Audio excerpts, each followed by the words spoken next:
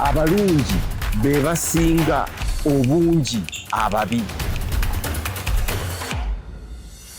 Okusinga Ababi erinnya lyange nze Nantongo nga bulijjo tujja n'omulamwa ogw'okwogerako wano na wali wano na wali okutumulungulira n'okutusomesa n'okutwanjalira yenjogera empya oba kwe kwatula okupya Mwami Mukulu kwe yongeddeko mu programu nne y'olwaleero waliwo ekyenjawulo mulijjo musuubira Mwami Mukulu nga gwe nsoyaasoya ebibuuzo era nga gwe njagala ataanye ku nsonga gy'embeera muleetedde mu ddiiro naye nno olwaleero nina omuntu Omumerica nanti abasama Novemba be bajja kati simanyi oba ono musama oba muki oba muyizi naye kamubuuze mugenyi wa programu eno tugenda mubuuza ku nsonga ezitukwatako wano wennyini mu generation Z eyiye mwali mutugenda okwogera tunyumyemu si kumubuuza nnyo bibuuzo nti kanaayo kyani kuba naye ayinza okunneekyukira nambuuza ate nga nze simanyi bya America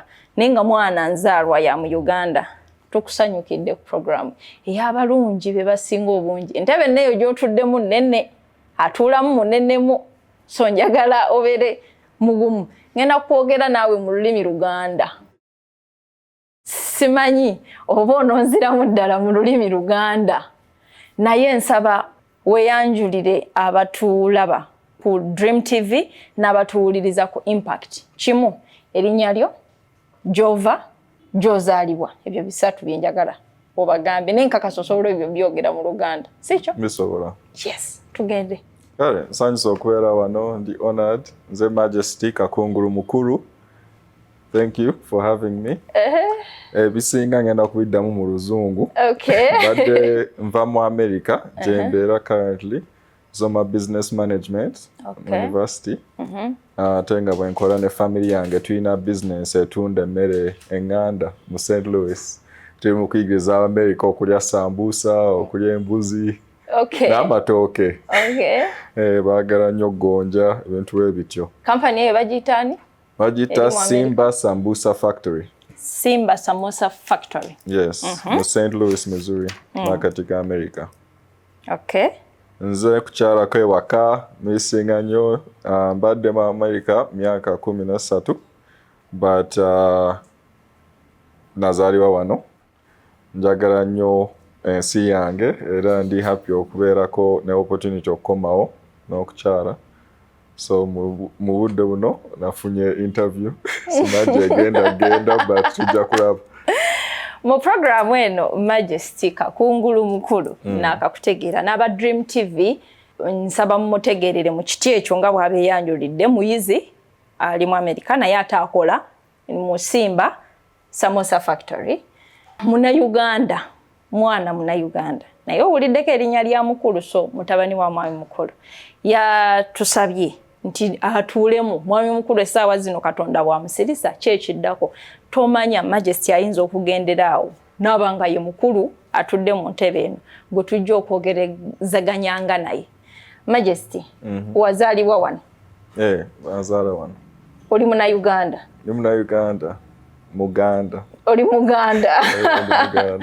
Tusanyuse okulaba ku DreamTV n'okukyazaako ku programu eno y'abalungi Bebasinga Obungi. Mwami Mukulu yagitandika. Lwaki akuwadde time eno airtime ku DreamTV n'agamba otuulemu? Ensonga nyingi naye nze kanzijeyo bbiri. Emu ayagala kubuuza nti relate your generation, your age bracket from America ne wane waffe. Wane waffe you're just a visitor. Oli waawo naye okyala bukyazi owangalira nnyo mu America sikyo? Kati akugamba akubuuza oba ekibuuzo ky'abalungi Bebasinga Obungi. Programu yaffe y'abalungi Bebasinga Obungi mu nsi okusinga ababi ekyo kyokitegeera? Nkitegedde. Okitegedde bulungi nti Bebasinga Obungi. Do you agree? Tutandikira kuba nange we nali ntandika namubuuza okkiriziganya nakyo nti Bebasinga Obungi. Njikiriza. Okkiriziganya nakyo? Bebatasinga okwogera nnyo but ndowooza Bebasinga so abantu basobola obutabalaba nga balaba abantu omanyi social media yingirawo balaba comment eziri negative but ndowooza abantu abalungi tebali awo tebalina na budde byakubeerawo kwonoona agamba bitaliimu online oba in people's faces. Kati Majesty, mu America, ffe gye tulowooza nti social media oba internet oba byonna bye tuyinza okulowoozaako nti gye byava. Wano mu Uganda tukoppa bukopi. Buli ekijja internet biki masimu ne we receive. Yeah. Okay? Tetuyiiya. Olowooza kikosa for receiving all that from America oba naffe kye tulowooza nti tu receiving technology biki byonna internet social media. Gye kiva ewammwe kiri kitya compared ne wane waffe. Misuse eya internet eya technology. Social media causing a lot of damage ne mu America. Ne mu America. Mu America bali mu court battles nyingi. Government ya America yagala kubanninga TikTok. Okay. Ate ne social media nyingi Facebook neva mu America, Instagram eva mu America, yes, but TikTok yes. Yava mu China. TikTok bagala kugibanninga. Okay. So n'ebintu waliwo implication, waliwo ekibi ekiva kubanga kyava Bulaya. You know, kiringa ky'obuuziza. Kyava eri tukopa bukopi. But social media teri mbi just kubanga yava na Bulaya. Social media eina harm gy'ekola abantu abato. Yes. Attention span tebasobola kutuula kuwuliza kintu kya dakika 3 kya ssaawa 2 otegera baagala kintu kitono kintu kimpi ne conversation n'ebintu bye baagala okuyiga olina okubicondensinga so much but ebintu ebimu tosobola kubikola ki kubishorteninga bino okuraninga paka okitegeera paka wekivaamu obudde bwetaagisa. Ffe wano mu Uganda tulina engamba egamba nti tewali budde tewali budde but obudde bwetaagisa in certain point mu mbeera emu bwetaagisa siwo si kyogamba kyeŋŋamba ogambye nti wasoma ki business management oba oli kukola ki for Dream viewers ne impact. Just entrepreneurship. Ndaba nnyo nga ssente ezatawaanya si just Uganda, si just America, just abantu abaddugavu mu nsi yonna. Otegera aba China, abazungu, aba Spain, bonna balina ssente. Twagala fighting for equality but mpaka nga tulina ssente ezisobola okututuuza ku mmeeza equally ne powers zino ez'ensi. Your problem ndaba, so ndaba the way we can do it better is through business, through entrepreneurship, doing better business. We can elevate all of our status, and we don't have to think that products and services can be better from America or from Europe or from China.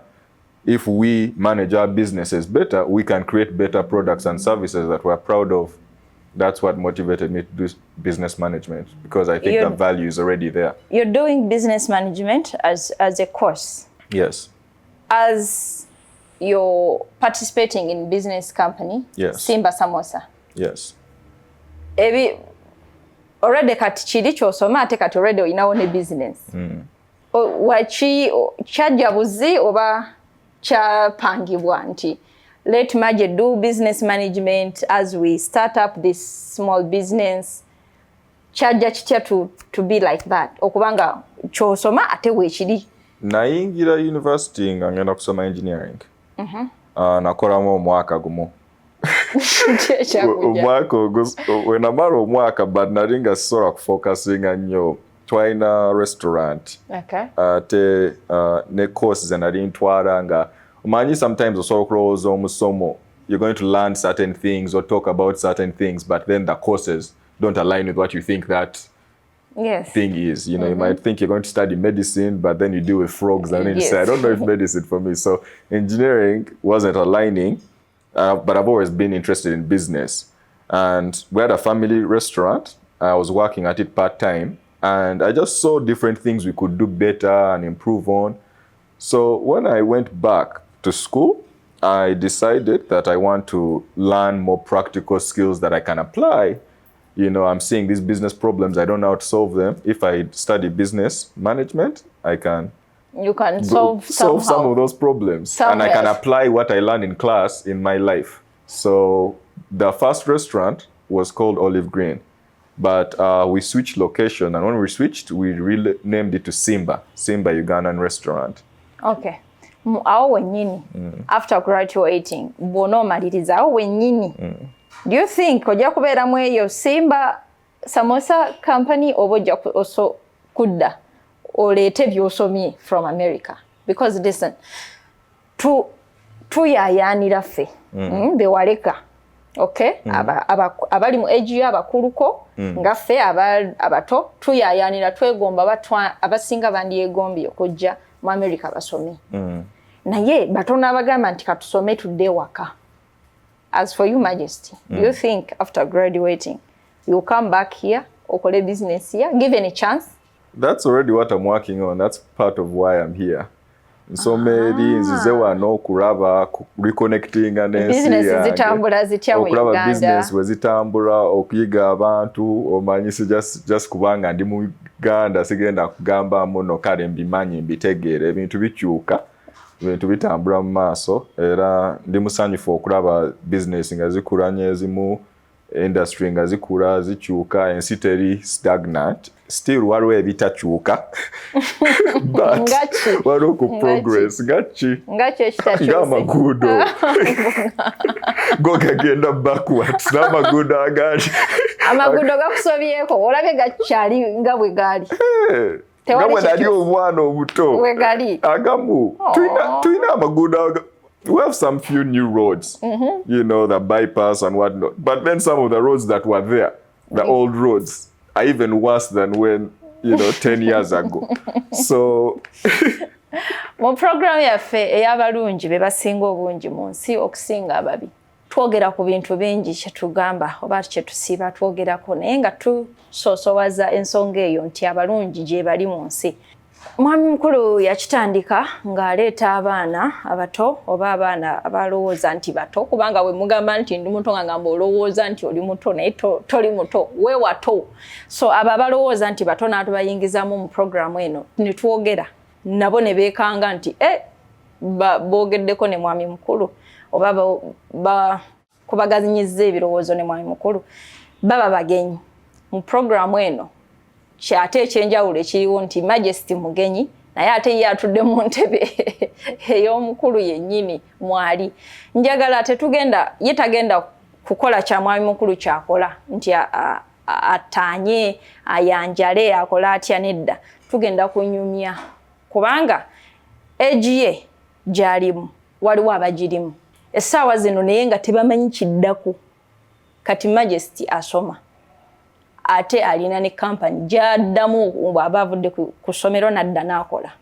Atazze ne wano kwegya emyaka gye azze waka n'agamba kyensomye nekyendaba mu America kye tukola mu Simba Samosa Company nsobola okikola ewaffe Uganda akomyewo. Njagala atubuulire batya ne wana abaana we bayinza okukikola. Kyenfudiddeko eri ebadde kuwummuza kuba nasookedde ku bibuuzo. Kati njagala kubuuza. Okay. Tugambe nti Katonda, tugambe nti bazadde bo, being son of mwami omukulu nakyo kintu kirala nnyo. What really kyekyakuyamba to be nti osobola okuba ng'oli mu ssomero as you're running a business ate n'ofuna ne mind ekugamba nti kanzireyo ewaka ndabe ekiddako. Can this be done in my home country? Ekyo kiri kuva gwe Majesty ng'omuntu Katonda oba bazadde bo. Yes, what's the trigger to that? I think it's a combination. My parents play a big role. My mom has always been an entrepreneur in Uganda. Yalina internet cafe. Ate ne training center nga bayigiza abantu okukozesa computer n'okuzitunda but ne internet okukozesa email na biki.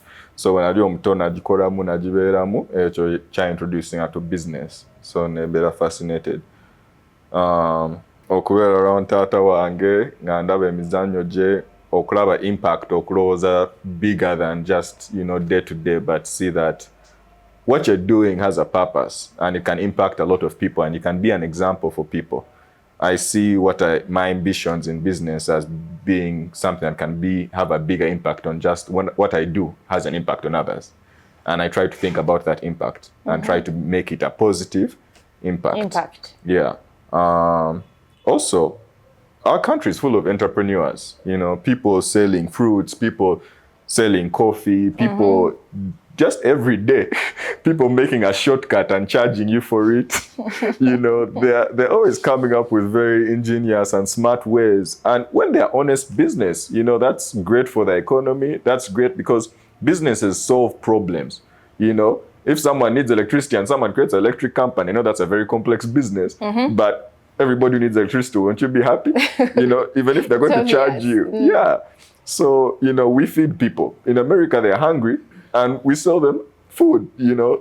It's not too complicated. Is it? Yeah. Like in America, people are hungry how? Everybody eats. Everybody eats. Petrol, it is soft and, you know, techiri nnyo ntiene waffe. Kubanga batulaga bifaananyi Abafirika we balumu enjala, we bali bwe bati tebayi fe abatalina mmere. Nammwe temuba na mmere nti abantu bayinza okubaawo nga bayala. Can you say that? KFC yazze wano. Yes. Kacha na Uganda tebali mu kuwomera KFC. Yes. Tetusobola kwesiikira nkoko waaki tugende KFC. KFC ndala mu maje. Kale n'abantu abamu tebalyanga chapati ya Uganda, tebalyanga Rolex ya Uganda. Naye kati Musimba mukola chapati ya Uganda, mukola samosa ya Uganda. Tukola sumbusa ya Uganda ne chapati ya Uganda, ate twayayo ne sumbusa ez'Amerika. Twabakolera bo, tukolera enkoko. Tukolera beef, tukolera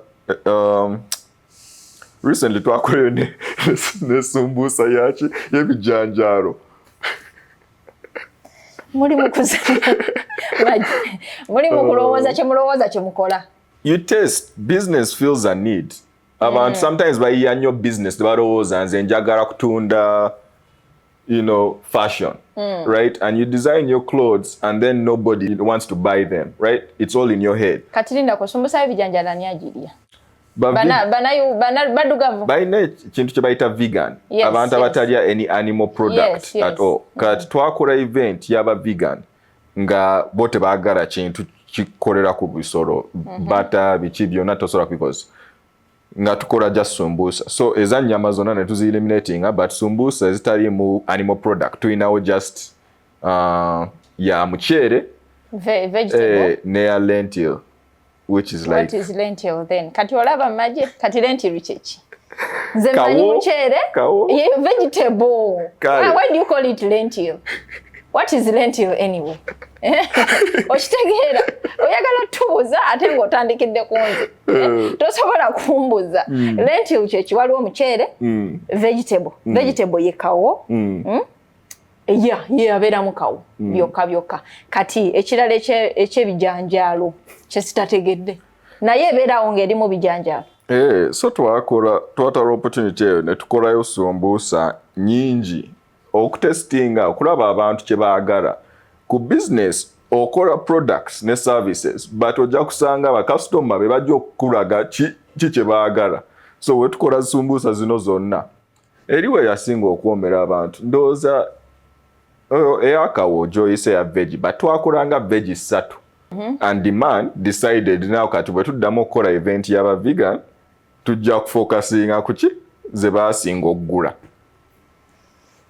Ze baataagula nnyo tuzigyewo. Twakola n'emboga. Vegetable. But any vegetable, but vegetable is encompassing what? Word. Onajja kumbuzaamu katono ng'ataddemu Omumerica lwesitategeera bulungi nze ndi w'e Masaka maji ate sivangawo. Lentil kawo. Ne mukola n'emboga. Ne mukola ne muceere. Ne tukola n'ebijanjaalo. Whatever the case. Kyonna kye kiri. Omuntu ono oba omuvubuka ono oba omwami ono tukkirize tugaana ali exposed. Okusinga ku ffe, okusinga ku mmwe, okusinga ku baana, ku bannyinaffe abamu abali eyo. Lwaki atudde mu ntebe eno? Tumubuuze kiri kitya? Mu America kiba kitya okusurvivinga okubeerawo ng'oli muvubuka, ng'osobola okusoma, n'oteetaba mu bino na biri bino bye tulaba abaffe bye byalimu, ayina access ku bintu bino ffe bye twegomba. Omanyi ebintu bino bye twegomba wano? Obiyinza obitweberezaamu. Emyaka gyo be gyegomba. kati olaba esimu yange eno Nokia nesobola giraga mu bantu era ngiraze ggwe eno esimu yange ya mwami mukulu nayo Samsung onansingako twegomba ebintu gwe byoyinza okulaba nga bye bitono era abegomba emmotoka tulaba nga ate bo bamaanyi nnyo abegomba emmotoka ffe twegomba essimu twegomba kompyuta atakute iPhone taba ku mulembe you know that's your age, that's what I'm talking about. Yeah. Majesty mukulu wegomba ki? Negomba okubeera ne nyumba eventually, but most people, like you said, my age are more worried about a phone so it looks better. And I think social media plays a big problem with that. Kubanga abantu balaba obulamu bw'abantu but mu images abantu bakulaga highlight y'obulamu bwabwe ku social media but nga tebali happy tebalina kintu n'essimu eyo esobola okuba ya mukwano gwe otegagambye mpaako kankube ku kifaananyi but nawe n'ogamba noono alina iPhone, noono alina entebe ennungi, noono alina emmotoka. Talina mmotoka, talina nnyumba, talina muwala but otegeera akulaze babiri ku social media. Akulaze babiri. Nze nkoze sacrifices. Sikoze nga bwe nsoma kubanga njagala. Nkoze nga bwe nsoma kubanga neefandinga okusoma. Scholarship zinyambako, but scholarship tezimala sente za university. Okukola kwenkola wenva ku ssomero is so that I can what? Pay the balance of my school fees. So that I can have some pocket money to eat or to move around or to buy books, because sometimes books are expensive.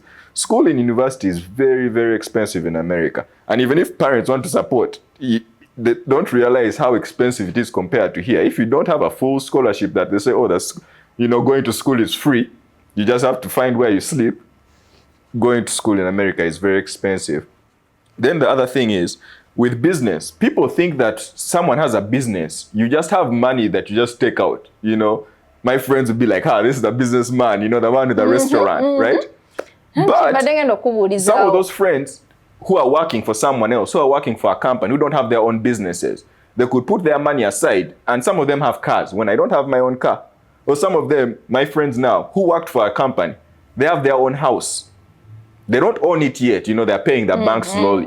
But they worked diligently and they were smart about their money, and now they have a home. But I don't have a home yet. Your age? My age in America. In America? But only like 2 out of like 10 friends have a home. You understand? So not everybody is affording a home. Yes. But if you are diligent about your things. But I can say I don't have those things. And I could if I was hardworking and blessed with the right job that's paying well and I was good about my money. But the other thing is, what have I done with my money as I'm working in business? Reinvest it. Our business didn't come with a bunch of capital. Some people start business, not that they have too much money, but they have money from banks coming from them, or they have a lot of money from family to do their business. But we had what we had to start. We got a location, and the money that's even going to take us next month, we didn't have. If we needed more equipment, we have to work this month. And then when we have surplus, instead of pocketing it and getting a new iPhone, I've never owned an iPhone. Never? Never. Ng'oli mu America? Nga ndi mu America. Kati nkubuuza ekibuuzo mwami mukulu kyatera okutubuuza nti ani musiru. Oli mu America tokwatanga ku iPhone. Sigikwatangako. Why? Because of the... Esimu gye nnina temugiwulirangako nnyo. Bagita Google Pixel. Nagigulanga $3. iPhone, for the same quality, eringa $, 3 times the price of this phone. But this phone does everything an iPhone can do. Yes, Google Pixel abamu tugimanyi. Yes. Ate batandisa okugyongera ebbeeyi. But nakigula eno mbadde nayo emyaka. When I bought it was $300. Nowadays bagenda beeyongera Pixel price ya Pixel. Omanyi kati batandisa okufuna erinnya. But simu yali nnungi nnyo. Are you okay with that, what you have, the phone? Yeah. Ne mu byeweegomba tolaba iPhone wejjira. Nja kufuna Pixel empya wembeera njaga upgrading. Ate ne mu America literally tulina abawala abajja gamba obeera tolina iPhone otegeera. Taagala kwogera naawe. But nange it is happening here. Seetaaga sina budde okwogera n'omuwala alowooza muno iPhone egenda okujudginga anything. Wandismissing ku iPhone kale tuli bulungi naye anyambye okuselectinga better. tegenda kusoboka eno program tegenda kusoboka Majesty okistande ku level ndala abakuyambye okuselectinga fembi tweyambye waberanga ye iPhone nebirala simanyi kigenda kudda ku iPhone kati iPhone yesoose ndoza gobere ne iPhone ate naye onfunire ki iPhone kati nze so okumufunira Pixel tebamanyi is the best camera for black people. There is a little gem. So the iPhone je mwagala ennyo temumanyi muno kamera yayo tesinga yaki ya Pixel. Ya Pixel. Nogamba kanekakanye with what I have. As long as I know where I'm going. Yep. Let me focus with that. Yeah, focus on that. Abalungi bebasinga obungi mu nsi okusinga ababi. Programu eno abasinga obungi muyinza okugifaako okugiraba olw'okuba mwawulidde oba mutegedde nti aliko mu ntebe eno ye mwana wa mwami mukulu Alex. Naye omu ku bo ye ensonga lwaki muyinza okugiraba. N'abamu ne mugamba ne mutamuwa budde olw'okuba ate era temutegedde nti oba ye mwana wa oba ki. Abamu ne mutulako ne mugamba mwana wa Alex agamba ki because you have that obuzibu obwo. You can't do wrong. You can't be Majesty, you know.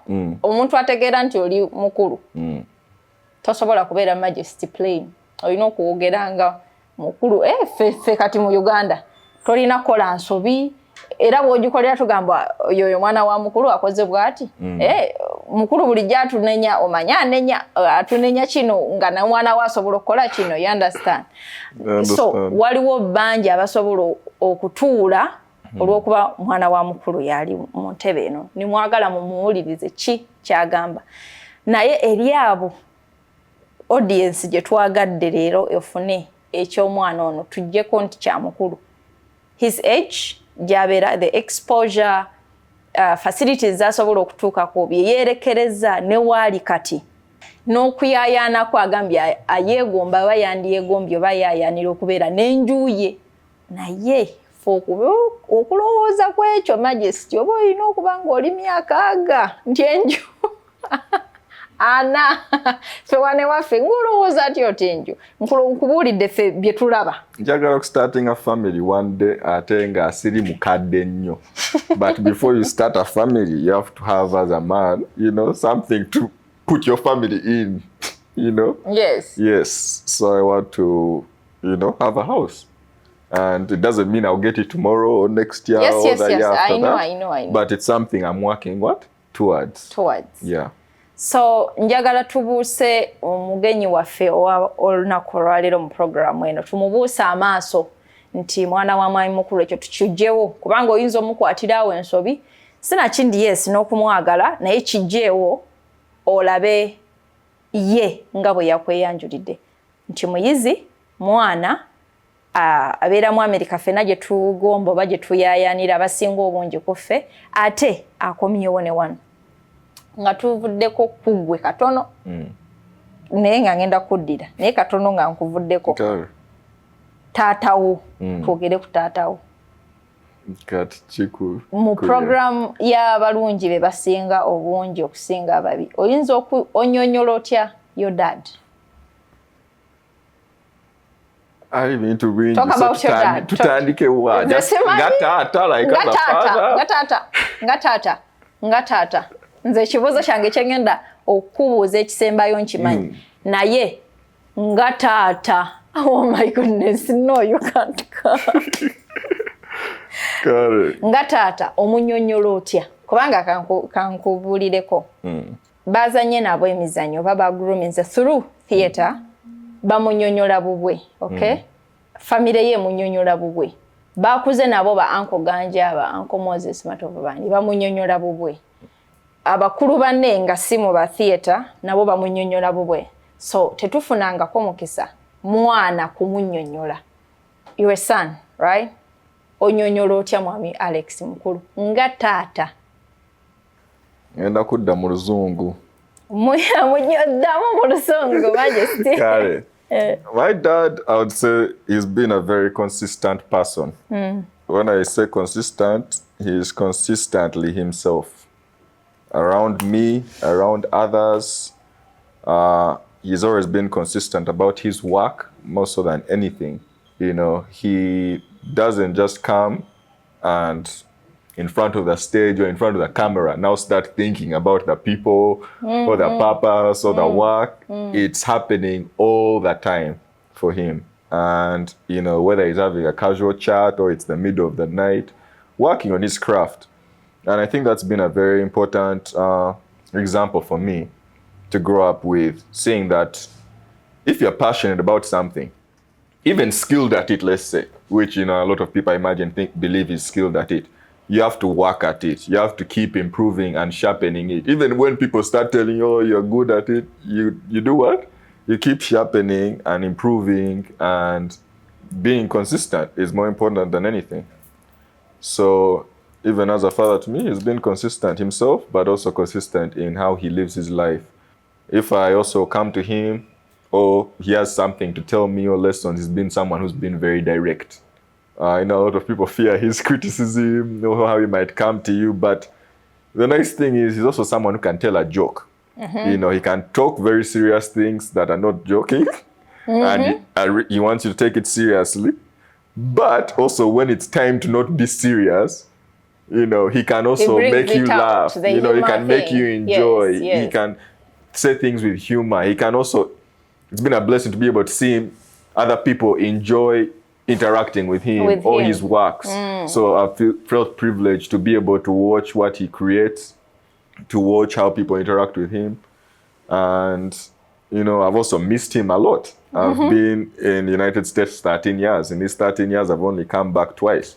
A lot of people dream of going over there, but they don't understand how many things can catch you up and how paperwork can be very hard. So you're stuck there, sometimes not even a money issue. And then let's say now you have the papers that let you travel freely. Now money. Traveling all the way here is not cheap. I can say Sumbusa has paid for my trip, my hard work. After all these years building a business, I can afford to pay for my own trip to Uganda. It was Sambusa's thing, yeah? Sambusas. Yeah. So, yeah, that's what I can share about my dad. But yeah, I'm happy to be able to see him. That's one of the important things I've come here, like I said, to do. To reconnect with family, reconnect with my dad, reconnect with the country. I want to understand more what the youth is going through. And also share that America is not all dandy and roses and sunshine, because the grass can always look greener, but the grass is green where you water it. Okay, nga tumaliriza oba nga tusemberera okumaliriza program eno ey'abalungi. Ng'omaze okumunnyonnyolako gwe nga bw'omutwala nga taata ne by'omuyizeemu. My last question about that, ku ye nga kyekuusa ku program eno. Is he a good person? Because for program yaffe egamba nti abalungi be basinga obungi. Mulungi? Mulungi olw'okuba taatawo oba mulungi okusinziira ku byolaba ku balala ng'ayogera nabo? Mulungi okusingira ku yombi. I can say ali taata mulungi, ate n'ebyenda bye wakoze abantu, emirimu byakoze nagyo mirungi. Observation yange. Mpaayo ekibi kya mwami mukulu kimu. Asobola okuba too serious ku mirimu gye. I'm sure. Ekyo kibi. Kisobola okubeera ekibi. Okay. Ekisemberayo ddala kikyo. Cause saagala tukuwambye buwambye lemise naye ekisemberayo ddala kugwe. Wali okula wali wegombyeko okubeera ye, okubeera artist. Not okubeera Alex Mukulu, but the artist. Wali wegombyeko art. Nogamba kwegamba wasooka engineering. Wali ofunyeyo that thought of becoming an artist of any sort? No, I've always admired artists and enjoyed them. And if I was to be an artist, it wouldn't be in the same capacity. Maybe drawing is where I've had artistic talent, but I didn't necessarily pursue it. Okay, okay. Awo wenyini tetusobola kusukawo. Akadde katutwalaganya. Njagala 2-3 words eri abavubuka mu Uganda, since now you're here now, okay?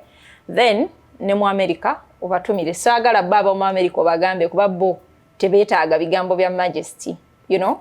Yeah, naye wano beetaaga ebigambo. So tuweeyo ebigambo kimu bibiri, then osibule otumire nabo Omumerica bagamba oli mu interview oli wakabi kati oli star oli celebu oli ku DreamTV. Kale ebigambo ngenda kudda ku statement yange ya grass is greener where you water it. You know, people here, you know, you see the grass being very green on TV in America, but Uganda is a very special place. Uganda is special. No, tumuleka circumstances kuchirabi, kuchikweka. Tuine ekifo abantu mu Africa yonna begomba Uganda yaffe. Abali mu Uganda fe abalinga abatachiraba so tukole twefuwemu kubanga Uganda eri very special. Okay. Then America ototumidde ku bantu ba Omumerica toyina bwe walisei. Bajja kulaba DreamTV olowooza tulabika sebo DreamTV etuuka mu America. Hey guys, I wish you all the best. Thanks for all your support. Yeah, oluzungu lunene. Bananga baleba DreamTV n'abawuliriza ku Impact FM. Tubaagala nnyo. Bwe tutyo nno we tubeera ffe wano. Tuzanyazanya nga tunoonya ekituzaamu amaanyi kubanga abalungi bebasinga obungi mu nsi okusinga ababi. Tubaagala nnyo Mukama Katonda tukuume ffenna nga tuli balamu yonna gye tuwangaalira. Mweraba.